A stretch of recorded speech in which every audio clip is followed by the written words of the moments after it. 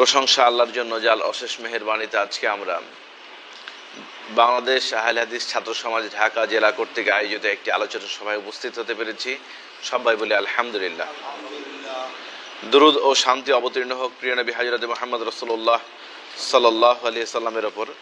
সবাই বলি সাল্লাল্লাহু আলাইহি ওয়াসাল্লাম। সম্মানিত উপস্থিতি, আজকের অনুষ্ঠানে সভাপতিত্ব করছে আমার স্নেহের মির্জা ফুরকান, আর প্রধান অতিথি হিসেবে বক্তব্য রেখে গেলেন শেখ আব্দুস সামাদ মাদানী হাফিজাহুল্লাহ। আমার পরে বিশেষ অতিথির বক্তব্য রাখবেন শেখ নুরুল আলম। আর যারা বাইরে আছে তাদেরকেও আহমদ চলে আসতে বলো। সবাই একসাথে আমরা কিছু আলোচনা করি, শুনে যাব ইনশাআল্লাহ। মোটা দাগে কয়েকটি কথা আমাদেরকে ভালো করে জানতে হবে। যে বিষয়ে আমাকে আলোচনা করতে বলা হয়েছে সে বিষয়ে আমি ইলমে পরিপূর্ণ একজন মিসকিন। যে বিষয়ে আলোচনা করতে বলা হয়েছে সে বিষয়ে আমি ইলমে মিসকিন। 2, এই সংক্ষিপ্ত সময়ে এতগুলো বিষয়ে কথা বলা সম্ভব নয়। গণতন্ত্র, খেলাফত, সমসাময়িক রাষ্ট্র ব্যবস্থা, একটা আলোচনা করলে 2-3 ঘন্টার কন্টেন্ট। অতএব আমি শুধু টাচ দিয়ে ছাত্র ভাইদের একটু মাথায় কিছু দিয়ে যাওয়ার চেষ্টা করব। শেষ থেকে শুরু করি। সমসাময়িক রাষ্ট্র ব্যবস্থা। রাষ্ট্র ব্যবস্থাটা কিভাবে হয়েছে, এটা 2টা কনসেপ্ট আছে। ইতিহাসের দিক থেকে যদি আমরা দেখতে চাই তাহলে দেখবেন ইতিহাস মানুষ মনে করে, যারা হিস্ট্রির, এখানে তো মনে হয় জগন্নাথ, ঢাকা ইউনিভার্সিটি বিভিন্ন জায়গার ছাত্র আছে, সবাই আমরা পড়েছি ইউনিভার্সিটিতে ইতিহাসের প্রবর্তক বা জনক কে বলেন তো? হেরোডোটাস, তাই না? এটা বলে, কিন্তু এটি একটি পাশ্চাত্য শিখানো কথা। ইতিহাস আমরা মূলত পাই কোথা থেকে বলেন তো? মহাগ্রন্থ আল কোরআন থেকে, যেটা অথেন্টিক। আর একটু অথেন্টিসিটি আছে কোথায়? তাওরাত এবং জাবুরে, ওল্ড টেস্টমেন্ট এবং নিউ টেস্টমেন্টে, যেগুলো কি হয়নি, কিছুটা অথেন্টিসিটি আছে ওইখান থেকে।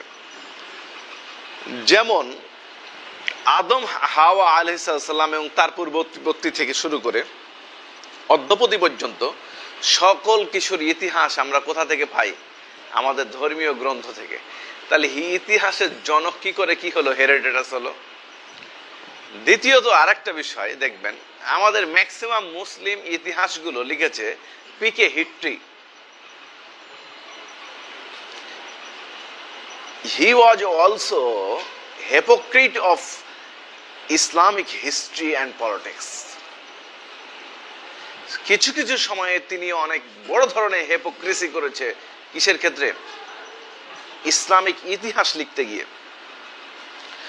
বাজারে যত ইসলামিক খেলাফত ব্যবস্থা এবং 4 খলিফার ইতিহাস লেখা আছে, তার অধিকাংশই কি রং চং মাখানো মিথ্যা, কিছু সত্য। যদিচ সৌদি আরব এবং বৈরুত থেকে যেগুলো বই এই ইতিহাসের ইসলামিক খেলাফতের উপর রচিত হয়েছে, তার ম্যাক্সিমাম আমরা অনুবাদ করতেই পারেনি। যার ফলশ্রুতিতে অল্প কিছু ইতিহাস আমাদের কাছে সামনে আছে বাংলা ভাষাভাষীর, না হলে নাই বললেই চলে। কিসের উপর? খেলাফতের উপর। এই জন্য দেখবেন মুসলিম সন্তান হয়ে ইসলামিক খেলাফতের উপর বিষোদ্গার করে, মুসলিম সন্তান হয়ে ইসলামিক খেলাফতের উপর প্রশ্ন তুলে। অথচ রাসূলুল্লাহ সাল্লাল্লাহু আলাইহি সাল্লাম বললেন, খায়রুন নাসি করনি সুম্মা আল্লাযিনা ইয়ালুনহুম সুম্মা আল্লাযিনা ইয়ালুনহুম, খায়রুল উম্মাতি করনি। পৃথিবীতে শ্রেষ্ঠতম যুগের নাম আমাদের প্রিয় নবী হযরত মুহাম্মদ রাসূলুল্লাহ সাল্লাল্লাহু আলাইহি সাল্লামের যুগ। সুম্মা আল্লাযিনা ইয়ালুনহুম, তারপরে শ্রেষ্ঠতম যুগ কি? খোলাফায়ে রাশিদার যুগ এবং তার পরবর্তী যুগ। এই যুগ নিয়ে যে প্রশ্ন তুলবে তার ঈমান নিয়ে কি প্রশ্ন উঠবে। আকীদার বিষয়গুলো খুব কনসেপ্ট ক্লিয়ার। খেলাফত নিয়ে যারা প্রশ্ন তুলবে তাদের ঈমান নিয়ে কি উঠবে? প্রশ্ন উঠবে। দেখবেন খেলাফত নিয়ে যারা বিষোদ্গার করে তারা সত্যিকারের অর্থে মুসলিম হতে পারে না। কারা করে? 37 হিজরির পরে যারা খারেজি হয়েছে, রাফেজি হয়েছে, মুতাজিলার যারা জন্ম হয়েছে, মুতাজিলের, এরাই মূলত কি এই ইসলামী খেলাফত নিয়ে কি করে, বিষোদ্গার করে। আর তাদেরই কিছু সহচর আমাদের অদ্যাবধি দেশ পর্যন্ত কি আছে, এবং সেই সংশ্লিষ্ট লোকও আজ পর্যন্ত ইসলামী খেলাফতকে নিয়ে কি বিষোদ্গার করে। সমসাময়িক রাষ্ট্র ব্যবস্থা কি? সমসাময়িক রাষ্ট্র ব্যবস্থার প্রথম ধারণা গ্রহপত্তন করেন আধুনিক ইসলাম সমাজে আমাদের প্রিয় নবী হযরত মুহাম্মদ রাসূলুল্লাহ সাল্লাল্লাহু আলাইহি সাল্লাম। মাক্কি জীবন কত বছর দাওয়াত দিয়েছেন?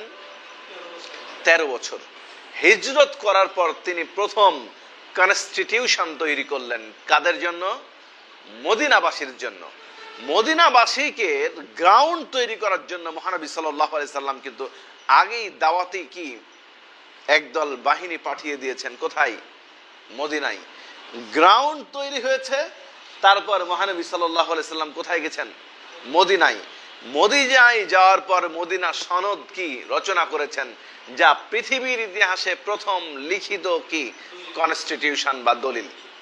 এগুলো ভুলে গেলে চলবে না। কিন্তু আজকে আমাদেরকে শেখানো হচ্ছে পৃথিবীর সবচেয়ে শ্রেষ্ঠতম কনস্টিটিউশন কি? ইউএস এর ছোট সংবিধান। পৃথিবীর সংবিধান সবচেয়ে উন্নত কার? ব্রিটেনের। কোথাকার? কার? সুইজারল্যান্ডের। কোথাকার? ফিনল্যান্ডের। কিন্তু কখনো কম্পারেটিভ স্টাডি আমাদের মাঝে উপস্থাপিত হয় না, which one is the more better all over the world in our constitutions।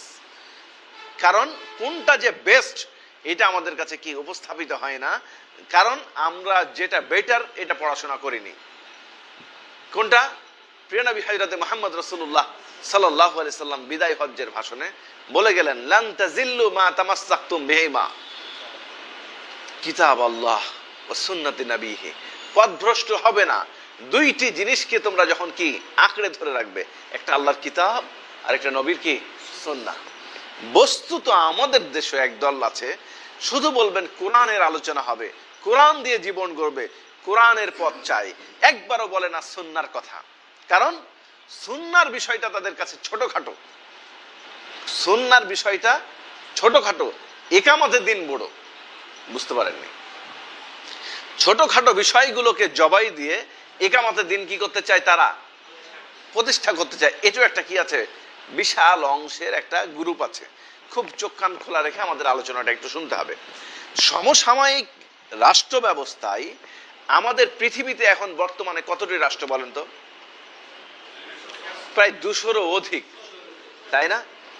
আমরা তো স্বাভাবিকভাবে হংকং, তারপরে কি হ্যাঁ না যেরকম চায়না যেগুলো গ্রহণ করে রেখেছে, তারপর আরো বিভিন্ন যারা তাইওয়ান, এরকম অনেক রাষ্ট্র আছে যারা রাষ্ট্র কিন্তু কি নাই, জাতিসংঘ কর্তৃক স্বীকৃত নাই। রাষ্ট্রের এলিমেন্ট কয়টি? 4টি, তাই না? কি এটা রাষ্ট্রবিজ্ঞানীরা বলেছে, তাই না? সমসাময়িক কি কি বলেন তো? নির্দিষ্ট একটা ভূখণ্ড থাকবে, সেখানে জনগণ থাকতে হবে, একটা কি সরকার থাকবে, সুভরেনিটি, পিপল, গভর্নমেন্ট, কি স্টেট, আর একটা কি সুভরেনিটি, যেটা হচ্ছে কি সার্বভৌমত্ব। আর ইসলামী রাষ্ট্র ব্যবস্থায় কি থাকবে? এটা কি আমরা কখনো দেখেছি বলেন? হ্যাঁ, এটাই তো আমাদের এখান থেকে ধার করা। এই তত্ত্বটাই হচ্ছে কি ইসলাম থেকে ধার করা। ইসলামে কি প্রথম আমির রাষ্ট্রের, তারপরে কি মামুর, তারপরে কি থাকবে? শুরা থাকবে, তাই না? তারপরে হচ্ছে কি এই জনকাঠামো এবং জনগণ এবং ভূখণ্ড। ইসলামী রাষ্ট্র ব্যবস্থায় নির্দিষ্ট কোনো ভূখণ্ডের উপর কখনো এমফাসিস দেওয়া হয়নি। উগ্র ন্যাশনালিজমের উপর কোনো গুরুত্ব নাই, উম্মা কনসেপ্ট।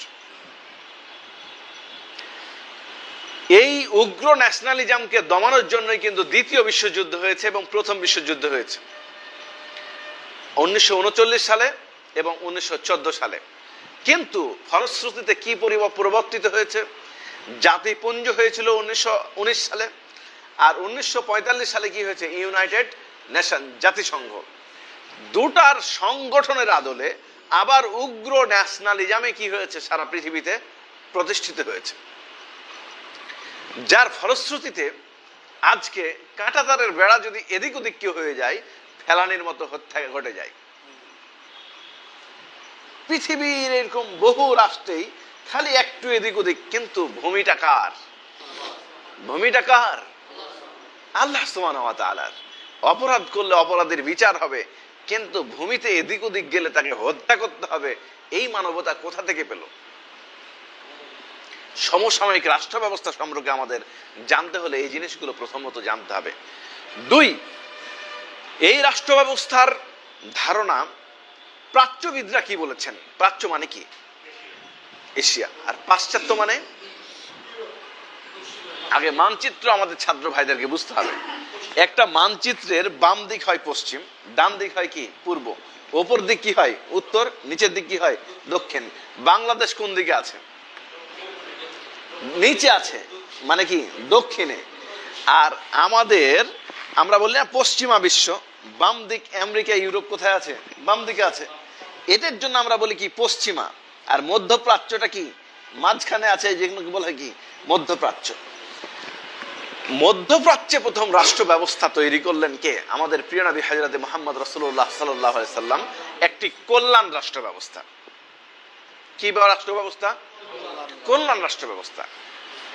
এই রাষ্ট্র ব্যবস্থা যখন খেলাফত আকারে সারা পৃথিবীব্যাপী ছড়িয়ে গেল, এর বিপরীতে ইউরোপীয়রা, আমেরিকানরা বা অন্যান্য সমাজ ব্যবস্থা, তখন তারা মুখ থুবড়ে পড়ল। সেখানে কয়েক ধরনের রাষ্ট্র ব্যবস্থা ছিল। একটা সামন্তবাদী, একটা রাজশাসন, আর একটি হচ্ছে পোপ দ্বারা নিয়ন্ত্রিত স্টেট গভর্নর। কোথায়? পাশ্চাত্যে। ইতালির মতো একটা জায়গায় দেখবেন বুটের মতো একটা রাষ্ট্র, এখানে এখানে এখানে এখানে ক্ষুদ্র, মানে এখনো দেখবেন আফ্রিকায় অনেক কি জনগোষ্ঠী আছে যারা গোত্রতান্ত্রিক শাসন ব্যবস্থা করে। আপনি আপনার ইউনিয়নেও দেখবেন, এখনো বাংলাদেশে বহু ইউনিয়নে এক বংশ আওয়ামী লীগ আর এক বংশ হচ্ছে কি বিএনপি। ওরাই সারা জীবন এই বংশ থেকে হয় একবার চেয়ারম্যান, আর ওই বংশ থেকে হয় একবার কি চেয়ারম্যান। দেখেন এরকম এই গোত্রতান্ত্রিক শাসন ব্যবস্থা ইউরোপেও কি বেশি ছিল, আজও তাই আছে অনেক ক্ষেত্রেই। মসজিদ কমিটির সভাপতি কি হবে? যার 10 খান লাঠি আছে, যার ভালো টাকা পয়সা আছে, সেই। দেখেন এই যে একটা গোত্রতান্ত্রিক চর্চা, এথনিক কনফ্লিক্ট, এই যে প্রত্যেকটা জায়গায় কিন্তু এখনো আমাদের সমাজে কি বিরাজ করছে। এই পরিস্থিতিতে যখন ইউরোপের মাটিতে এইরকম রাষ্ট্র ব্যবস্থা হয়, তখন প্রথম আধুনিক রাষ্ট্রের তত্ত্ব দিলেন ম্যাকিয়াভেলি। নাম শুনেছেন নিশ্চয়ই যারা রাষ্ট্রবিজ্ঞান পড়েছেন। ম্যাকিয়াভেলি তার একটা বিখ্যাত গ্রন্থ লেখেন, গ্রন্থের নাম হচ্ছে দ্য প্রিন্স। প্রিন্সে উনি প্রথম ধর্ম থেকে রাষ্ট্রকে কি করে দেন? আলাদা করে দেন। সমসাময়িক রাষ্ট্র ব্যবস্থা যদি আপনি বুঝেন, তখন আপনি গণতন্ত্র এবং খেলাফতের ভিতরে পার্থক্য অনেক কিছু আমার কি হবে? বোঝাটা সহজ হয়ে যাবে। খুব সংক্ষেপে আমি আলোচনা করে যাচ্ছি। এটা কততে? 16th সেঞ্চুরিতে। কে? ম্যাকিয়াভেলি। ম্যাকিয়াভেলির থিওরিটা যে ইতালি একটা বুট রাষ্ট্র, এখানে এখানে এখানে এত গোত্রতান্ত্রিক শাসনকে টোটাল একটা রাষ্ট্রে যদি করতে হয়, তাহলে 2টা পলিসি করতে হবে। কার? শাসকের। কি করতে হবে? A prince should be combined 2 qualities, a fox and lion. একজন শাসকের 2টা চরিত্র থাকবে। ফক্সের মতো কানিং হবে, আর লায়নের মতো হচ্ছে কি থাবা মারতে পারতে হবে, হিংস্র হতে হবে। মানে বুঝতে পারেননি, যখনই বিএনপি থাকে আওয়ামী লীগকে কিভাবে থাবা মারে দেখেন, আর যখনই আওয়ামী লীগ থাকে তখনই কি তার অপোজিশনকে কিভাবে থাবা মারে? হায়নার মতো করে। এই যে 2টা দলের ভিতরে দেখেন, এই তত্ত্বটা কোথা থেকে? ওইখান থেকে। এই তত্ত্বের মূল মন্ত্রই হচ্ছে separation between church and state. ধর্ম এবং রাষ্ট্র হচ্ছে আলাদা। বুঝতে পারেননি? ম্যাকিয়াভেলি প্রথম তত্ত্বটাই দিল, ধর্ম হবে আলাদা, রাষ্ট্র হবে আলাদা। এটা কোথায়? ইউরোপে। ইউরোপের কোন ধর্ম ছিল সেই সময়? খ্রিস্টান। আমাদের এখানে কি ধর্ম আছে? 90% মানুষের ধর্ম হচ্ছে কি ইসলাম। বিষয়টা ক্লিয়ার হতে হবে। সমসাময়িক রাষ্ট্র ব্যবস্থা, ওদের ওখানে খ্রিস্টান ধর্মগ্রন্থ, ইহুদি ধর্মগ্রন্থ, মানব সমস্যার কোনো সমাধান দিতে পারছিল না। পোপরা সামাজিক কোনো সমস্যার সমাধান দিতে পারছিল না, যার ফলশ্রুতিতে কোনো বিচার বিভাগ নিয়ন্ত্রণ করতে পারছিল না, আইন বিভাগ নিয়ন্ত্রণ করতে পারছিল না, পারিবারিক জীবন ব্যবস্থা নিয়ন্ত্রণ করতে পারছিল না। ভুলভাল ব্যাখ্যা দিচ্ছিল কারা? সেই সময়ের পোপরা, যার ফলশ্রুতিতে ম্যাকিয়াভেলির মতো দার্শনিকের জন্ম হয় এবং বলে যে এই ধর্ম দিয়ে রাষ্ট্র চলতে পারে না, ধর্ম দিয়ে সমাজ চলতে পারে না। কিন্তু মুসলিম সমাজে, ইসলামিক সমাজে কখনো এই জিনিসটি কি হতে পারে? কেন হতে পারে না? আজকে খুতবায় ওটাই বলছিলাম। হতে পারে না এই কারণে যে জীবন্ত মুজিজা মহাগ্রন্থ আল কোরআন এবং আল্লাহর নবীর জীবনী আমাদের সামনে সকল সমস্যার সমাধান দিয়েছে। তার প্রমাণ 1450 বছর আগে যে কোরআন ছিল, এখনো সেই কোরআন একই আছে। ইন্না নাহনু নাযালনা যিকরা ওয়া ইন্নাহু লাহু লাহাফিজুন। ক্লিয়ার? এর দায়িত্ব হেফাজত কে নিয়েছে? স্বয়ং আল্লাহ। দ্বিতীয় প্রেক্ষাপট, নবী মুহাম্মদ সাল্লাল্লাহু আলাইহি ওয়াসাল্লাম হাতে কলমে আমাদেরকে কি ওয়া ইন্নাকা লাআলা খুলুকিন আযীম, প্রত্যেকটা জিনিস কি করেছেন? শিক্ষা দিয়েছেন। সে এক্সাম্পল, ঘুম থেকে উঠবো, তার দোয়া কি? বলেন, আলহামদুলিল্লাহি জি আহিয়ানা বা'দা মা আমাতানা ওয়া ইলাইহিন নুশুর। তারপর আমি বাথরুমে যাব, কোন পা দিব? বাম পা দিব। কি পড়বো? আল্লাহুম্মা ইন্নী আউযু বিকা মিনাল খুবসি ওয়াল খাবাইস। তারপর কি বের হব? কোন পা দিব? গুফরানাকা। এই তত্ত্বটা communism, socialism, Tripitaka, Bible, Old Testament, New Testament কোন গ্রন্থে আছে যে সকালে ঘুম থেকে ওঠার পরে দোয়া হবে, বাথরুমে যাওয়ার পরে এটা বসবে, বাথরুম ব্যবহার করার হাতটা হবে বাম এবং সেটা পরিষ্কার পরিচ্ছন্ন করবে, উজু করার সময় নাকে এভাবে পানি দিবে, কয়বার নাক ঝাড়বে এবং গড়গড়া কিভাবে কুলি করবে, মুখ হাত কিভাবে ধোবে? পৃথিবীর কোন গ্রন্থে, পৃথিবীর কোন আদর্শে দেওয়া আছে? নাই। এটা গেল কি জীবন শুরু। এখান থেকে যুদ্ধনীতি থেকে, ফরেন পলিসি থেকে, ইন্টারন্যাশনাল গ্লোবালি সবকিছু দর্শন সমাধান কোথায় দেওয়া আছে? মহাগ্রন্থ আল কোরআন এবং নবী মুহাম্মদ সাল্লাল্লাহু আলাইহি সাল্লামের জীবনীতে। তাহলে এই ইসলাম ধর্ম রাষ্ট্র ব্যবস্থা পরিচালনা করতে সক্ষম না অক্ষম? হ্যাঁ, সক্ষম। কোনো সন্দেহ আছে? যদি কেউ সন্দেহ করে, আমাল্লাম ইয়াহকুম বিমা আনজালাল্লাহ ফাউলাইকা হুমুল কাফিরুন, সরাসরি কি হয়ে যাবে? কাফের। একটা সুন্নাতকে যদি কেউ ছোট করে দেখে, তার বিধান কি?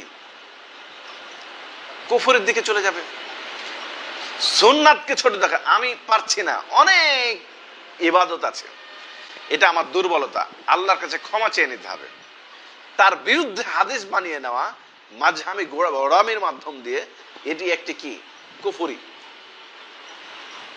দেখবেন পায়ে পা মিলানো কি সুস্পষ্ট হাদিস। হ্যাঁ, তো এখন বলছে এটা দরকার নাই, অস্বীকার যেমনি করলো কুফরি করে ফেললো। ধরেন না মিলালেও সালাত হয়ে যাবে, কিন্তু অস্বীকার যখন করেছে তখন ও কুফরি করে ফেলেছে। জোরে আমিন বলে সালাত আদায় করতে হবে সালাতের শেষে, তখন কি? অস্বীকার করে ফেলেছে, কুফরি।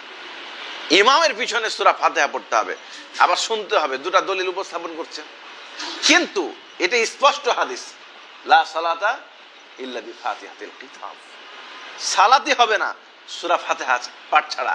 এটা যদি অস্বীকার করে ফেলে তাহলে কি হয়ে যাবে? অস্বীকার করার কোনো সুযোগ নাই। এটার নাম হচ্ছে ঈমান। এই জায়গায় ইসলামী রাষ্ট্র ব্যবস্থায় সমসাময়িক আমাদেরকে যারা শিক্ষা দিচ্ছে, বিশেষ করে বস্তুবাদী সংগঠন, কি এ দল কি ওই দল, সবারই একটা ফুল কনসেপ্ট, ধর্ম এক জায়গায় থাকবে, রাষ্ট্র আর এক জায়গায় থাকবে, ধর্ম এক জায়গায় থাকবে, রাজনীতি আর এক জায়গায় থাকবে। মানে ধর্মীয় নেতারা শুধু মোনাজাত করবে, যে কোনো জিনিস উদ্বোধন হবে, খাম্বা তৈরি করবে, মূর্তি তৈরি করবে, আর সিনেমা পর্যন্ত উদ্বোধনে যায় মোনাজাত করে ফেলে দেবে। বুঝতে পারেন নাই? মানে এদের কামটাই হচ্ছে কি মোনাজাত, আর ওই যে মানে ওই যে তাদের হচ্ছে ধর্মটা একটা আত্মিক বিষয়, সেটা হচ্ছে কি সালাত সিয়াম করবে, আর এটা শুধুমাত্র আল্লাহর সাথে আর এই ব্যক্তির সাথে, সমাজের সাথে কোনো সম্পর্ক নাই। এটা যদি কোনো বস্তুবাদী নেতা মনে করে, ওই বস্তুবাদীর নেতার আনুগত্য করাও হারাম। ভালো করে বুঝতে হবে। এমনি করছে আছে, একটা দল পার্টি করে, ওটা আলাদা। কম্পারেটিভলি ভালো আছে এর সাথে, এটা আলাদা। কিন্তু বিশ্বাস করে যদি করে, তাহলে তার ঈমান থাকবে না। বিষয়গুলো খুব স্পষ্ট। সমসাময়িক রাষ্ট্র ব্যবস্থায় যে বিষয়গুলো আপনাদের একটু পরে দাও, সমসাময়িক রাষ্ট্র ব্যবস্থা সারা পৃথিবীতে এখন কতটি? 195টি। জাতিসংঘভুক্ত কয়টি? 193টি। মুসলিম রাষ্ট্র প্রায় কতটি? 57টি। তাই না? আমরা এমন একটি রাষ্ট্রে বসবাস করি যেটা হচ্ছে হসপস টাইপের, জগা খিচুড়ি। কিরকম? আমাদের রাষ্ট্রের ইতিহাস হাজার বছরের, মানে আমাদের সমাজের হাজার হাজার বছরের, কিন্তু রাষ্ট্রের ইতিহাস মানুষ মনে করে আমাদের দেশের, কেউ মনে করে 71 থেকে, কেউ মনে করে 47 থেকে, কেউ বা মনে করে 1757 থেকে। বুঝতে পারেননি? কিন্তু আমাদের সমাজের যদি ধরুন আমার বাপের নাম বলি, দাদার নাম না বলি, ইতিহাস বলতে গিয়ে, তাহলে কি আমি মুনাফিক হব না? হব না? হ্যাঁ? তাহলে যখন আমার ইতিহাস তৈরি হবে, তখন ইতিহাস যদি 52 থেকে হয়, তাহলে আপনাকে 47 স্বীকার করতে হবে না? বুঝতে পারেননি? এই মানচিত্রটা কিভাবে পেলেন? মানচিত্র কি 71 হয়েছে না 47 হয়েছে? এটা আপনার কনসেপ্ট ক্লিয়ার থাকতে হবে। 47 মানচিত্র হওয়ার কারণে কিন্তু 71 হয়েছে, আবার 71 হওয়ার কারণে কিন্তু 24 হয়েছে। তাই না? একটাকে আর একটাকে অস্বীকার করে কখনো কোনোদিন কি ইতিহাস রচিত হয় না। এই রাষ্ট্র কাঠামোটা কি? রাষ্ট্র কাঠামোর হচ্ছে 1500 বছর, প্রায় 1757 পর্যন্ত, বিশেষ করে 1204 থেকে 1526 সুলতানি আমল, বা 712 থেকে 1204 এই আমলের যে বিশাল দাওয়াতি পরিমণ্ডল, এবং দাহিরকে পরাজিত করা, এবং তারাইনের যুদ্ধে দিল্লিতে আমরা কি 1191 মুসলমানদের শাসন, এবং 1204 লক্ষণ সেন যেভাবে পালিয়ে যেয়ে এই উপমহাদেশে বিশেষ করে বাংলায় মুসলিম শাসন, এবং 1526-এর পর মোগল শাসন, এই প্রত্যেকটা শাসন আমলে শিয়া ব্যাপকভাবে প্রভাবিত, বিশেষ করে সুলতানি আমলের প্রথম পার্ট এবং মোগল আমলের একটি বিশাল বড় পার্ট থাকা সত্ত্বেও, একটি গুরুত্বপূর্ণ আমাদের কথা যে এদেশের আইন বিভাগ, বিচার বিভাগ, শাসন বিভাগ চালিয়েছে ইসলামপন্থীরা, এবং ইসলামিক জ্ঞানে যারা গুণান্বিত তারা, তাদের বিপক্ষে পক্ষে অনেক আলোচনা সমালোচনা আছে। কিন্তু 1757 থেকে 1947 এই আমলটাতে আমাদের ইতিহাসটা একবারে কি হয়ে গেছে? শেষ। এই জিনিসটা আমাদেরকে খুব ভালো করে বুঝতে হবে। 1757 থেকে 1947-এ ব্রিটিশরা কি করলো, এই জায়গাটা বুঝে আমরা আমাদের এই সমসাময়িক রাষ্ট্র ব্যবস্থা থেকে কথা বলে শেষ করে দেবো ইনশাআল্লাহ। এখানে দুইটা কাঠামো তৈরি হয়েছে।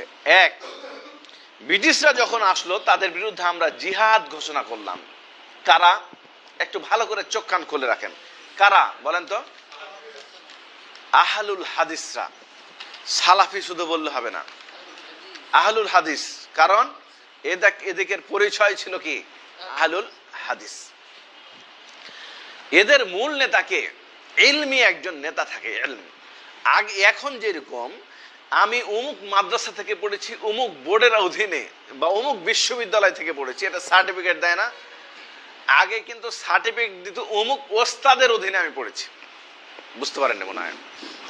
ওস্তাদের কি ছিল? সার্টিফিকেট থাকতো। মাদ্রাসার সার্টিফিকেট ছিল না, তখনকার প্রথাটা এরকম ছিল। হানাফিদেরও যে গুরু, আহলে হাদিসদেরও কি একই গুরু ছিল, শাহ ওলিউল্লাহ মুহাদ্দিস দেহলভী রাহিমাহুমুল্লাহ। ওনার ওপর হাদিস শাস্ত্রের যে লিটারেচারের অবদান আমাদের ডক্টর মুসলিউদ্দিন স্যার কি করেছেন, ওটার ওপর পিএইচডি করেছেন। আল্লামা শাহ ওলিউল্লাহ মুহাদ্দিস দেহলভী, উনি বিখ্যাত পণ্ডিত, তার একটা বিখ্যাত গ্রন্থ হুজ্জাতুল্লাহিল বালিগা, মোকাররম ভাই ওটার উপরে কয়েকদিন আগে পিএইচডি করলেন। তো যে বিষয়টি আপনাদের সামনে আমরা আলোকপাত করতে চাই, তার শ্রেষ্ঠ সন্তান হাদিস বিশারদ আল্লামা শাহ আব্দুল আজিজ মুহাদ্দিস দেহলভী যখন কি করছেন, হাদিসের দার্স দিচ্ছেন, একদিকে হাদিসের দার্স এবং তাদরিস চলছে, আরেকদিকে উনি কি করলেন, জিহাদ করতে হবে ব্রিটিশদের বিরুদ্ধে, এই ফতোয়া কি করলেন, জারি করলেন। এই ফতোয়ার আলোকে জিহাদি ময়দানে ঝাঁপিয়ে পড়লেন কে, শাহ শহীদ ইসমাইল। তারই শিষ্য মৌলানা এনায়েত আলী, মৌলানা বেলায়েত আলী। কথা ভালো করে মনে রাখেন,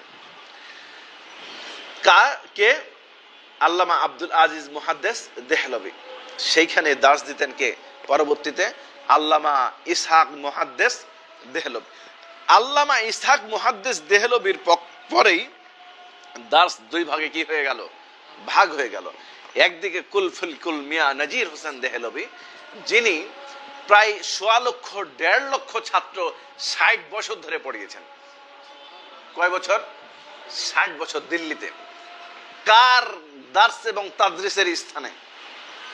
যে জায়গায় আল্লামা কে শাহ ওলিউল্লাহ মুহাদ্দিস দেহলভী যেই দার্সের জায়গায় দার্স দিয়েছেন, যে সিটে, যে জায়গায়, ওই জায়গায় বসে কি দিয়েছেন, দার্স দিয়েছেন কে, নজির হাসান দেহলভী। আজকে মাঝহাবি ভাইদের খারাপ লাগবে শুনলে, সেখান থেকে ভাগ হয়ে গেছে কে, আল্লামা আব্দুল গনি মুজাদ্দেদ, মুজাদ্দেদি, আব্দুল গনি মুজাদ্দেদি, এবং তারই শিষ্য হচ্ছে কি কাসেম নানুতুবি এবং রশিদ আহমেদ গাঙ্গুহি। দেখেন, হানাফিরা যখন বক্তব্য দেয় তখন 80 বার করে এদের নাম নেই বক্তব্যে, কিন্তু আহলে হাদিসরা একটু অকৃতজ্ঞ, প্রগতিশীল তো, মানে প্রচুর প্রগতিশীল। এরা কখনো এদের গুরুদের ভালো মতো নাম নেয় না, যে যাদের আওতাধীন থেকে হাদিসের দার্স নিয়েছে তাদের নাম নিতে চায় না, কিন্তু নিতে হবে। তাদের কারণে হাদিসের সিলসিলা আমি কি পেয়েছি, সহিহ দাওয়াতটা পেয়েছি। এই না নেওয়ার কারণে আজকে আমাদের ইতিহাস, অন্যরা আমাদেরকে, আমাদের জিহাদ আন্দোলন, আমাদের সংগ্রামী আন্দোলন, আমাদের রাজনৈতিক আন্দোলন, অন্যরা এসে আমাদেরকে শেখাচ্ছে। বুঝতে পারছে কি বিষয়টা? সম্মানিত উপস্থিতি, গেল কি তাহলে বলেন তো? একদিকে আমরা দার্স এবং তাদরিসের কাজ করছি, আরেকদিকে ব্রিটিশ বিরোধী আমরা কি করছি, যুদ্ধ করছি। একইভাবে আমরা প্রভাবিত হলাম কার দ্বারা বলেন তো? জগৎ বিখ্যাত আলেম, নাম কি, কিতাবুত তাওহীদের রাইটার মুহাম্মদ বিন আব্দুল ওয়াহাব নজদি। তিনি ব্রিটিশ বিরোধী আন্দোলন তৈরি করলেন কোথায়, মধ্যপ্রাচ্যে। সেইখানে গিয়ে হজ করতে যখন যাইতো, তখন এখানকার মানুষ ওখানে গিয়ে কি করতো, এখন তার ভিসা লাগে 20 দিন 15 দিন 3 মাস থাকার পর আর থাকতে পারবেন না। তখন তো এরকম না, হজ করতে গেল 2 বছর 1 বছর পড়াশোনা করবে, ইলম আহরণ করবে, তারপর আসবে। মীর নিসার আলী তিতুমির মাওলানা 20 বছর থাকলেন কোথায়, হিজাজে, মক্কা মদিনায়, ইলম নিয়ে আসলেন। কোথায়? উপমহাদেশে, বাংলায় সংস্কার করলেন তাওহীদের, কিতাবুত তাওহীদের দাওয়াত দিলেন, যুদ্ধ পরিচালনা করলেন, বালাকোটের নারিকেল বাড়িয়ায় রক্ত দিলেন কে, 1831 সালে তিতুমির। কোন ঘরের সন্তান? আহলুল হাদিস। একইভাবে হাজী শরীয়তুল্লাহর ইতিহাসকে এখন অন্যরা কেড়ে নেয়। হাজী শরীয়তুল্লাহ 7 বছর কোথায় পড়াশোনা করেছেন? মক্কা মদিনায়। এসে বলল কি, দারুল হারব ঘোষণা করেছে এদেশে কি করা, ঈদের নামাজ আর জুমার নামাজ পড়া কি জায়েজ নাই। কেন বললেন বলেন তো? হ্যাঁ, বুঝতে পারেন মনে হয়। কারণ হচ্ছে উনি বললেন যে জুমার নামাজ কি বলতো, জুমার নামাজ হচ্ছে বলেন ফরজ, ওয়াজিব না সুন্নাত? ওস্তাদজি, ওয়াজিব, ওয়াজিবের কাছাকাছি, তাই না? আর সুন্নাতে মুআক্কাদা কি? ঈদের নামাজ। আর ব্রিটিশদের বিরুদ্ধে যুদ্ধ করা কি? তাহলে কোনটা আগে? তোমরা যে মুসলিম হয়েছো এই মুসলিমটা হচ্ছে কি ঈদের মুসলিম আর জুম্মার মুসলিম। এই মুসলিম দিয়ে কাজ নাই। ব্রিটিশদের বিরুদ্ধে তোমাদেরকে কি পূর্ণাঙ্গ ইসলামের পথে এসে যুদ্ধ করতে হবে। কাদের ডাক ছিল? আমাদের ডাক ছিল, আমাদের ডাক ছিল। এই সমাজ ব্যবস্থা আমরা প্রতিষ্ঠিত করতে চেয়েছিলাম, ওইটার মূল স্পিরিটের নাম ছিল হচ্ছে ইসলামী খেলাফত। বুঝতে পারেন নাই? ওই টোটাল বালাকোটের রক্তের ইতিহাসের সাথে জড়িত ছিল, আকাঙ্ক্ষা জড়িত ছিল কি? ইসলামী খেলাফত। নারিকেল বাড়িয়ার রক্তের সাথে কি ছিল? আকাঙ্ক্ষা ছিল ইসলামী খেলাফত। আন্দামান নিকোবর দ্বীপপুঞ্জে যাদেরকে নির্বাসিত করা হয়েছিল সেখানকার চেতনার সাথে মিশ্রিত কি ছিল? ইসলামী খেলাফত। ভালো করে বুঝতে হবে ভাইরা। এই যে দার্স তাদরিস এবং জিহাদ আন্দোলন, মাওলানা এনায়েত আলী বেনায়েতের দাওয়াত দিয়ে এই আমাদের চাঁপাইনবাবগঞ্জ রাজশাহী থেকে রফিমুল্লাহ ৮০,০০০ সৈন্য নিয়ে কি করেছেন? ব্রিটিশ বিরোধী যুদ্ধ করেছেন। ময়মনসিংহ এর স্যার সেদিন বক্তব্য দিল ধানেখোলায়, এই যে এখানকার ভুট্টো হাজি, এই যে এই অঞ্চলের এগুলো সহ সব যুদ্ধ করতে গিয়েছিল ওই আন্দোলনের কি ফলশ্রুতিতে। ব্রিটিশ বিরোধী যুদ্ধ মূলত স্পিরিটই তৈরি ছিল কার? শেখ সাহেবও তার অসমাপ্ত জীবনীতে করেছেন। বিচারপতি মওদুদ তার ওয়াহাবি মুভমেন্টে লিখেছে। অসংখ্য কি এই আজকে তো ধরেন কি যে আজকে জামাত শিবিরের ভাইদের কি হলো, ঝামেলা হলো এই যে কয়েকদিন আগে। আরে সম্পত্তি বাজেয়াপ্ত করেছে ব্রিটিশরা। লর্ড ক্যানিং প্রথম পুলিশ ব্যবস্থা চালু করে। আজকে আমাদের তো প্রথমে বাজেয়াপ্ত আইন তো আমাদের উপর দিয়ে প্রথম চালানো হয়েছে। আন্দোলনে রক্ত দেওয়ার লোক হচ্ছে আমরা, আর আমাদেরকে নাকি বলছে যে আমরা কি শীতল সালাফি। না, আমাদের জিহাদ আন্দোলনে অবদান আছে। এই মানচিত্রের অবদানটাই হচ্ছে আমাদের, যেটা আমাদেরকে ভুল বুঝিয়ে বোঝানো হয়েছে। আর সেদিন বলল যে ইতিহাসের মাথায় যদি যান এই ভূখণ্ডের, কাদেরকে মাথা মানতে হবে? আহলে হাদিসদেরকেই মানতে হবে। সমসাময়িক রাষ্ট্র ব্যবস্থা কিভাবে তৈরি হলো সম্মানিত ভাতৃমণ্ডলী, আমাদের ওই বাংলাদেশে আপনাদের একটু আলোকপাত করে আমি শেষ করব। খুব দ্রুতভাবে আমরা জিহাদ আন্দোলনে সত্যিকারের অর্থে ব্রিটিশদের বিরুদ্ধে পেরে উঠিনি। বিশ্বাসঘাতকতার ফলশ্রুতিতে 1857 সালে যখন সিপাহী বিদ্রোহ হলো, পরাজিত হওয়ার পর দেখলো যে আমরা পারবো না, তখন আমরা রাজনৈতিক আন্দোলন গড়ে তুললাম। 1885 সালে কি হলো বলেন তো? কংগ্রেস প্রতিষ্ঠিত হলো। 1885 সালে কি কংগ্রেস। 1905 সালে কি হয়েছিল বলেন তো? বঙ্গভঙ্গ। তখন আমরা দেখলাম যে এখানে একটা কি মুসলমানদের একটা স্বাদ, ক্ষমতা নিয়ন্ত্রণ করার মতো একটা অবস্থান তৈরি হলো। কিন্তু দেখলাম ওদের সাথে আমরা টিকতে পারলাম না। তাই 1906 সালে কি করেছিলাম? মুসলিম লীগ প্রতিষ্ঠিত করেছিলাম। মুসলিম লীগের মূল নেতৃত্ব কারা দিয়েছিল? আহলুল হাদিসরা। হ্যাঁ, আল্লামা আব্দুল্লাহিল কাফি আল কুরাইশি, হ্যাঁ, মাওলানা আবুল কালাম আজাদ। বিশেষ করে আপনাদের একটু ভালো করে জানতেই হবে, আমরা কংগ্রেস পার্টিও করেছি। আমাদের প্রাণ প্রিয় নেতা শেরে পাঞ্জাব সানাউল্লাহ অমৃতসরী, যিনি 1829-এ জওহরলাল নেহেরু রিপোর্ট পাবলিশ হওয়ার পরে উনি কংগ্রেস ছেড়েছে, যে এটা তো একটা সাম্প্রদায়িক কংগ্রেস সংগঠন, আমাদের মুসলিম লীগে যেতে হবে। তার আগ পর্যন্ত কংগ্রেসে ছিলেন কে? শেরে পাঞ্জাব সানাউল্লাহ অমৃতসরী। তিনি মাহমুদ হাসান দেওবন্দিকে ওই যে মাল্টা দ্বীপে যখন তিনি বন্দী ছিলেন, তার নিজ খরচে ছাড়িয়ে নেওয়ার জন্য ব্রিটিশদের বিপক্ষে তিনি কি করেছেন? সংগ্রাম চালিয়েছেন। একজন হানাফি বিদ্বানকে।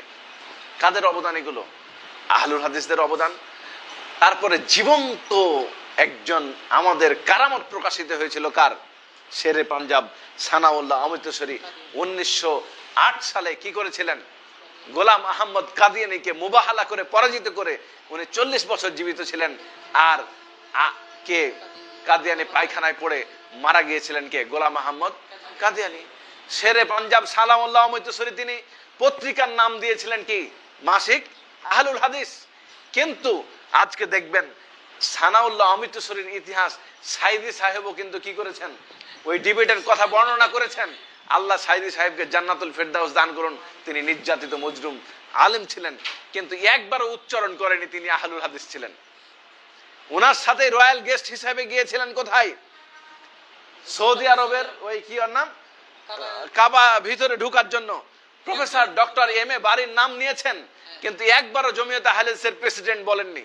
আমরা দুঃখ প্রকাশ করি, কারণ ডক্টর এম এ বারি, যিনি স্বাধীনতা পরবর্তী অদ্যাবধি পর্যন্ত সকল ইসলামী সংগঠন একদিকে যা না করেছে, একজন ব্যক্তি ইসলামিক শিক্ষা ব্যবস্থার প্রবর্তনে একাই তার চাইতে বেশি কাজ করেছেন। এদেশে ইসলামী বিশ্ববিদ্যালয় যে বাড়ি শিক্ষা, প্রফেসর ডক্টর এম এ বাড়ি শিক্ষা কমিশন দিয়ে প্রতিষ্ঠিত, জাতীয় বিশ্ববিদ্যালয় প্রতিষ্ঠা করেছেন কে? প্রফেসর ডক্টর এম এ বাড়ি। উন্মুক্ত বিশ্ববিদ্যালয় কে প্রতিষ্ঠা করেছেন? প্রফেসর ডক্টর এম এ বাড়ি। রাজশাহী বিশ্ববিদ্যালয়ের শিক্ষক হিসেবে প্রথম ভিসি ছিলেন কে? প্রফেসর ডক্টর এম এ বাড়ি। সম্মানিত ভাইরা, আমাদের ইতিহাস যদি আমরা না জানি, তাহলে আমাদেরকে অন্যরা এসে কি আমাদের মাথায় কাঁঠাল ভেঙে খাবে? আমরা খেতে দিব, কোনো সমস্যা নাই, কিন্তু রাইট ট্র্যাকে তোমাদেরকে আসতেই হবে। সুন্নাতকে বলবা ছোটখাটো, আর বলবা যে ইসলামী একামতের দিনে তোমরা পিছিয়ে। আমরা কেন একামতের দিনে পিছিয়ে হব? আমরা যে কোনো সময় জিহাদের রক্ত দিতে হলে দিতে প্রস্তুত আছি। কিন্তু যত্রতত্র এই ওয়াজ মাহফিল গুলোকে একটি রাজনৈতিক প্ল্যাটফর্ম, মঞ্চ বানিয়ে নিয়ে নয়। একামতের দিন ভুল বোঝাচ্ছে। এদেশে প্রায় কি 25টি ইসলামিক দল আছে, 10-12টি ইসলামিক দলের প্রতীক আছে। আপনি একটা দলেরই প্রতীক নিয়ে আপনি বলছেন এটা কেন? যখন ইসলামিক আলোচনা করবেন, তখন ইসলামিক আলোচনায় ইসলামের রাষ্ট্র ব্যবস্থা কি, ইসলামে কি আইন বিভাগ কি, বিচার বিভাগ কি, শাসন বিভাগ কি, ইসলামের সাথে কম্পেয়ার করুন। আর আমার দল একটা আছে, আপনার দল আছে, আর এই দলের প্রচার শুরু করে দিয়েছেন কোথায়? ওয়াজ মাহফিলে, নির্লজ্জর মতো, বেহায়ের মতো। এগুলো আমাদের অবশ্যই কি করতে হবে? বন্ধ করতে হবে। এটা সামগ্রিকভাবে ইসলামের জন্য আমাদের কি করতে হবে? কাজ করতে হবে। সম্মানিত উপস্থিতি, যে বিষয়টি হলো সেটি হচ্ছে আল্লামা আব্দুল্লাহিল কাফি আল কুরাইশি, যিনি কৃষক প্রজা পার্টি করেছিলেন। কার? একে ফজলুল হকের। ইন্ডিপেন্ডেন্ট পার্টি করেছিলেন হোসেন শহীদ সোহরাওয়ার্দীর, যিনি সেক্রেটারি নির্বাচিত হয়েছিলেন। মাওলানা বাকি পাকিস্তান সে সময়ে কি এই 1946 সালের নির্বাচনে মুসলিম লীগের একজন পার্লামেন্ট মেম্বার হয়েছিলেন কি ব্রিটিশ আমলে। কার বাপ? Professor doctor M A বারির। তখন আমাদের কোথায় ফতোয়া ছিল? ব্রিটিশ বিরোধী আন্দোলন করে পুরা রাষ্ট্র কাঠামোতে একটি ইসলামিকাইজেশন করার জন্য মূল কাঠামোকে বাংলাদেশ যে তৈরি হয়েছে, তৈরি হওয়ার পর আপনাদের আরেকটু আগে নিয়ে যাই। প্রথম সংবিধান 1947 সালে দেশ ভাগ হলো। দেশ ভাগ হওয়ার পর প্রথম সংবিধান কেউ তৈরি করতে পারে না, পাকিস্তানিরা তৈরি করতে পারেনি। জগা খিচুড়ি একটা সংবিধান তৈরি হয়েছিল। মানে এখন দেখেন বিপ্লব করলো কারা? আমজনতা, ছাত্র। ক্ষমতা দিতে হলো কাকে বলেন তো? ডক্টর ইউনূসকে। উনি কি আন্দোলনের রাস্তায় ছিলেন? উপদেষ্টারা ম্যাক্সিমামে রাস্তায় ছিলেন। কেন দিতে হয়েছে? কেন? যোগ্যতা আনার জন্য, না হলে টিকাতে পারবে না আন্দোলনকারীরা। আন্দোলন করেছে কি ইসলামপন্থীরা পাকিস্তান সৃষ্টির জন্য। ক্ষমতা দখল করেছে ওয়েস্টার্ন কালচার, ওয়েস্টার্ন ম্যানার্ড কে? মোহাম্মদ আলী জিন্নাহর মতো লোক। He had completed bar at law from Oxford University. Cultured mannered কথার অক্সফোর্ডের। তার কোন জাতি নিয়েছে? যে জাতি মুসলিম। তখনও পাকিস্তানে হচ্ছে কি, একটা মেয়ে যদি রাস্তায় যেত ঢাকাতে, তখন ছবি দেখিয়েন যে রিকশাতে যাচ্ছে, চারিদিকে কি তখনকার নেতা কে ছিল? আর ও আবার কোথাকার?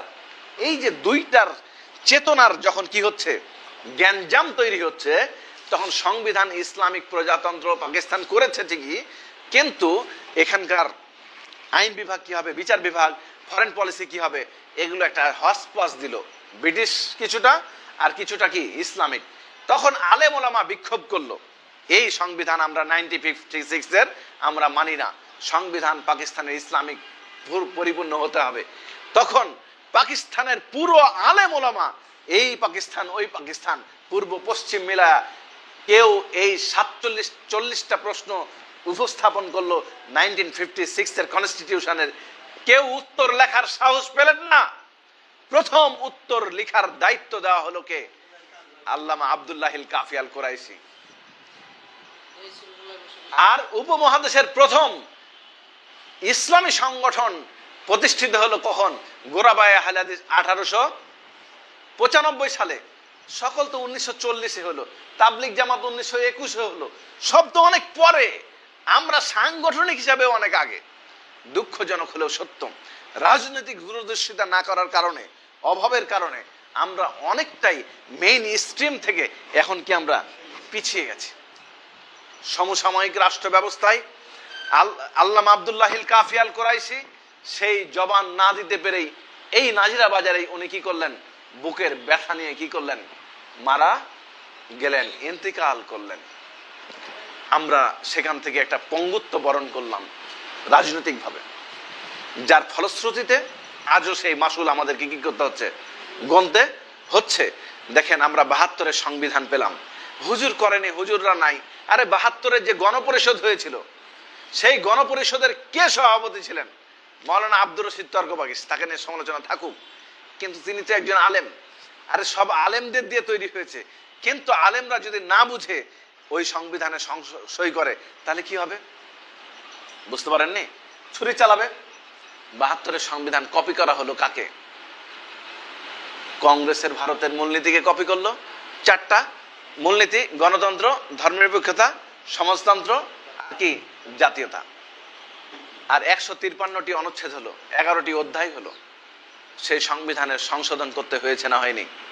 17 বার সংশোধন করতে হয়েছে। এখন আবার সংস্কার কমিটি তৈরি হয়েছে। আমরা বলি 100 বার করতে হবে, 200 বার করতে হবে। 100 বার করে ফেলেছে ভারত, 150 বার না কতবার। আমেরিকা করেছে, কিন্তু একটা সংবিধান পৃথিবীতে কখনো সংশোধনযোগ্য না। সেটার নাম কি? মহাগ্রন্থ। ইন্না নাহনু নাযালনা যিকরা ওয়া ইন্না লাহু লাহাফিজুন। Clear concept? এই জিনিসটাই হচ্ছে আমরা রাজনৈতিকভাবে কি করতে চাই? প্রতিষ্ঠিত করতে চাই। এখন কথা, খেলাফত হচ্ছে আমাদের মূল লক্ষ্য। খেলাফত হচ্ছে আমাদের মূল লক্ষ্য। বর্তমানে বাংলাদেশে খেলাফত আছে না গণতন্ত্র আছে? কিছুই নাই। আছে একটা বিপ্লবী সরকার, তাও নাই। ইন্টারিম গভর্নমেন্ট আছে, তাই না? এখন এই জায়গাতে আমাকে অনেকে জিজ্ঞাসা করলো, আমাদের ভাইয়েরা, যে আমরা গণতন্ত্রের এই পচাতন্ত্রের সাথে আমরা নাই। হ্যাঁ, খুব ভালো কথা, আমরাও নাই। কিন্তু এই যে ইন্টারিম গভর্নমেন্ট হলো, এটা কি গণতান্ত্রিক ভাবে হয়েছে না সিলেকশনের মাধ্যমে হয়েছে? সিলেকশন। এখানে তোমাদের আমাদের আহলুল হাদিসদের ইয়া কোথায়, মানে প্রতিনিধি কোথায়? তখন আর উত্তর দিতে পারে না। কেন? সামাজিক এবং রাজনৈতিক ভাবে যদি আপনি নেতৃত্ব না দেন, তাহলে আপনাকে কখনো মানুষ গ্রহণ করবে না। ওয়াজ মাহফিল করবেন, বক্তৃতা দিবেন, খালি পকেটের টাকা নিয়ে চলে যাবেন, আপনাকে মানুষ গ্রহণ করবে না। টাকা নেন, কিন্তু কি সমাজে মানুষ বিপদে পড়েছে, মামলা হয়েছে, আপনি সাথে যান, অ্যাডভোকেট নিয়োগ করতে পারেন, মামলা থেকে ছাড়িয়ে নিয়ে আসেন। অসুখ হয়েছে, যান, ওখানে একটা ডাক্তার দেখান, আবার নিয়ে আসেন। ওকে পরের দিন ডাকেন তো, যে আন্দোলনে তোমাকে ঝাঁপাতে হবে, ইসলামের জন্য রক্ত দিতে হবে, ওই লোক আপনার জন্য দৌড়িয়ে যাবে। ওয়াজ শুনিয়ে কখনো শুধুমাত্র কি হয় না, ইসলামী আন্দোলন তৈরি করা যায় না, আহলুল হাদিসদের আন্দোলন তৈরি করা যায় না। আজকে জান্নাত বিক্রির আন্দোলন তৈরি করেছে আহলুল হাদিসরা, কিন্তু যেটার সাথে কি সামাজিক বাস্তবতার সাথে এই নিকট অতীতে একটা কি ব্যাপক বৈপরীত্য ছিল। যতক্ষণ পর্যন্ত সরাসরি মানুষের টাচে না যাবে, যতক্ষণ পর্যন্ত সরাসরি দায়িত্ব গ্রহণ করা না শিখবে, সামাজিক দায়িত্ব, ততক্ষণ পর্যন্ত মানুষ আপনাকে নেতৃত্বের জায়গায় নিয়ে যাবে না, আল্লাহ দিবে না। লাইসা লিল ইনসানি ইল্লা মা সা। সম্মানিত উপস্থিতি, যে বিষয়ে আলোকপাত করছিলাম সেটি হচ্ছে এই 72 পরবর্তী আমাদের এই ইন্টারিম গভর্নমেন্ট হলো, এখানে আমাদের অনুপস্থিত। কেন? আমরা সামাজিক দায়িত্ব নিতে কি হয়েছি? ব্যর্থ হয়েছি। এর আগে সব জায়গায় ছিলাম না আমরা। ভাষা আন্দোলন কাদের? আমাদের। মৌলানা আকরম খাঁ তৈরি করেছে। হ্যাঁ, প্রত্যেকটি জায়গায় আমাদের কি ছিল? পদচারণা ছিল। আমরা যদি এখান থেকে বিমুখ হয়ে যাই, তাহলে আমাদের সমাজ আমাদেরকে কখনো কি করবে না? ক্ষমা করবে না। আইন বিভাগে আমাদের থাকতে হবে, বিচার বিভাগে থাকতে হবে, শাসন বিভাগে থাকতে হবে। এই পুরো জায়গাকে নিয়ন্ত্রণ এখন গণতান্ত্রিক জায়গায় আমরা কতটুকু থাকবো আর কতটুকু থাকবো না, এটা হচ্ছে আলেম ওলামারা বসে আমরা শারিয়া অনুযায়ী সালফে সালেহিনের মানহাজের অনুসারে আমরা কাজ করব। গোটা দাগে যদি এখন আমি কথা বলি, সেই কথা কি হবে? ভুল হবে। তবে অল সোর্স অফ পাওয়ার, সকল ক্ষমতার উৎস জনগণ, এটা একটা মুদ্রা কথা, এটা হচ্ছে কি হারাম। Democracy is the government of the people, by the people and for the people. Abraham লিঙ্কনের এই কথা আমরা মানি না, কিন্তু এটার নামই শুধু কিন্তু গণতন্ত্র না। এখানে এক ধরনের গণতন্ত্র, আমেরিকা এক ধরনের, ব্রিটেনের উচ্চ কক্ষ নিম্ন কক্ষ মেলা ভ্যারিয়েশন গণতন্ত্র আছে। আপনারা একটা খালি ছাত্ররা উত্তর দিতে হবে, বলেন তো গণতন্ত্র, রাজতন্ত্র, স্বৈরতন্ত্র সবচেয়ে কোনটা খারাপ বেশি? গণতন্ত্র, রাজতন্ত্র, স্বৈরতন্ত্র? হ্যাঁ, এই যে পুঁথি শিখানো হয়ে গেছে, স্বৈরতন্ত্র সবচেয়ে খারাপ। গণতন্ত্র থাকলে আপনি এখানে আলোচনা করতে পারবেন, দল পার্টি করতে পারবেন, স্বাধীনভাবে মতামত দিতে পারবেন। গণতন্ত্র যদি থাকে এগুলো পারবেন, মানবাধিকার কিছু অংশে বলতে পারবেন। দয়ামান ভারত, চায়না দুটা কি বিধর্মী রাষ্ট্র না? এখানে 8 লাখ গরুর গোস্ত খাওয়ার কারণে কি হলো? হত্যা করা হয়েছে। এটা মানুষ জানতে পেরেছে না পারেনি? হ্যাঁ, চায়নায় উইঘুরে শিশু সন্তানকে পর্যন্ত মুসলমানদেরকে হত্যা করা হয়েছে, জানতে পেরেছেন? ওখানে কি গণতন্ত্র আছে? নাই। কার? চায়নার তুলনায় গণতন্ত্র কোথায় বেশি এস্টাবলিশড? ভারতে। তাহলে ওখানে সেফ কারা বেশি? মুসলিমরা। কোন জায়গার তুলনায়? চায়নার তুলনায়। মাথাটা ক্লিয়ার করতে হবে তো। ওই যে মুফতি খালি একটা উড়ান্ত দুরান্ত ফতোয়া দিয়ে দিয়েছে, স্বৈরতন্ত্রের চাইতে গণতন্ত্র কি ভালো, রাজতন্ত্রের চাইতে গণতন্ত্র ভালো। রাজাই খালি রাজার বেটা রাজা করবে, আর কি কেউ রাজা হবে না। গণতন্ত্রে তো আরেকজনের রাজা হওয়ার কি আছে? সুযোগ আছে। মেন কথা হলো সৌদি আরবের রাজতন্ত্রকে আমরা মানি না? কেন মানি? ওদের পদের নামটি হচ্ছে খাদিমুল হারামাইন শরীফাইন। মানে কি? তারা কার সেবক, তাই না? তারা সেখানে সর্বোচ্চ যতগুলো 57টি মুসলিম রাষ্ট্র আছে, সবচেয়ে বেশি ইসলামিক শারিয়া কোথায় আছে? সৌদি আরবে। তারা এখনো কি ইয়ার সদস্য না? কি ওর নাম, ইসরায়েলে এখনো কি দেয়নি, ওদের দূতাবাস দেয়নি। যারা আবার খলিফা মেনে নিয়েছে তুরস্কের কাকে? এরদোগানকে। আমরা বলি তারা তো ওখানে রাষ্ট্র কি দিয়েছে রে, ওই এম্বাসি দিয়েছে। ন্যাটো একটি জঘন্যতম পৃথিবীতে সংগঠন, যেটা ইহুদি খ্রিস্টানদের বাঁচানো এবং মুসলমানদেরকে মারার জন্য 49 সালে প্রতিষ্ঠিত হয়েছে। এখানে সদস্য কে বলো? তুরস্ক। সৌদি আরব তো না। তাহলে আমরা কি মনে করি, এই সো কল্ড গণতন্ত্রের চাইতে ওই কি রাজতন্ত্র ইসলামের পক্ষে আছে, এই জন্য ওইটা কম্পারেটিভলি ভালো। গণতান্ত্রিক পক্ষে যদি বেশিরভাগ ইসলামিক কাজকর্ম হয়, তন্ত্রমন্ত্র আমরা বুঝি না, সেটাতে কি ভালো? বিষয়টা ক্লিয়ার। আর ম্যাক্সিমাম জিনিস গণতন্ত্রের কি ইসলামের সাথে যায়। কিছু জিনিস মারাত্মক সাংঘর্ষিক, যেটা শিরক, ওটা আমরা প্রত্যাখ্যান করতে চাই। আমরা কি ক্লিয়ার হতে পারলাম? কম্পারেটিভলি আমি আমার ইলমে মিসকিনের দিক থেকে একটি আলোচনা আপনাদের সামনে উপস্থাপন করার চেষ্টা করলাম। আল্লাহ যেন আমাদেরকে কবুল করেন, সবাই বিল আল্লাহুম্মা আমিন। আল্লাহ যেন আমাদের ইসলামের জন্য কবুল করেন, সবাই বিল আল্লাহুম্মা আমিন। ওয়া আখিরু দাওয়ানা আলহামদুলিল্লাহি রাব্বিল আলামিন। আসসালামু আলাইকুম ওয়া রাহমাতুল্লাহি ওয়া বারাকাতুহু।